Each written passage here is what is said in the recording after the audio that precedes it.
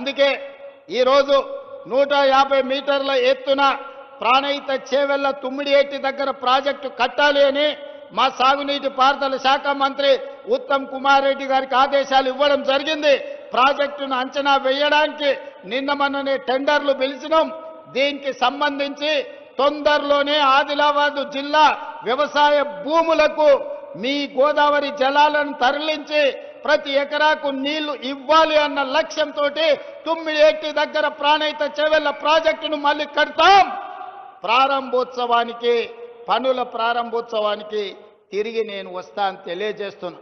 ఆనాటి నిర్లక్ష్యాన్ని సరిదిద్ది ఈనాటి ఆదిలాబాదుకు సాగునీరును అందించి ఈ ప్రాంత రైతాంగాన్ని ఆదుకునే బాధ్యత ప్రజాపాలన ఇందిరమ్మ రాజ్యం తీసుకుంటది. దానికి మా ఎంపీ గారు ఎమ్మెల్యే గారి సహకారం, పక్కనున్న మహారాష్ట్రలో బీజేపీ ప్రభుత్వం ఉంది. మా మిత్రులకు పెద్ద ఎత్తున ఢిల్లీలో పరపతి ఉంది. వాళ్ళ పరపతి కొంత వాడితే మన ప్రాజెక్టులకు అనుమతి వస్తుంది. ఎంబడే పనులను ప్రారంభించుకుందాం.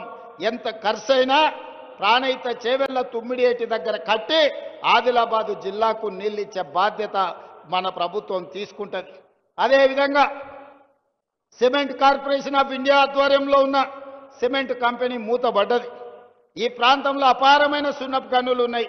ఇక్కడ సిమెంట్ కంపెనీ పెడితే బ్రహ్మాండంగా నడుస్తుంది.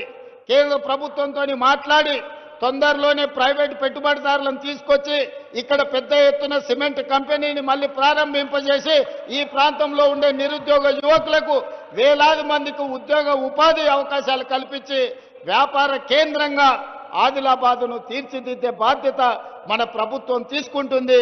మీకు సిమెంట్ పరిశ్రమను ప్రారంభించే విధంగా మన ప్రభుత్వం చర్యలు చేపడుతుంది. మీ గ్రామాన్ని అభివృద్ధి చేయాలని మీకు బలంగా ఉందా? సర్పంచ్గా గెలిచి మీ సత్తా చూపించాలనుకుంటున్నారా? గెలిచాక ప్రజలకు ఏం చేస్తారో చెప్పాలనుకుంటున్నారా?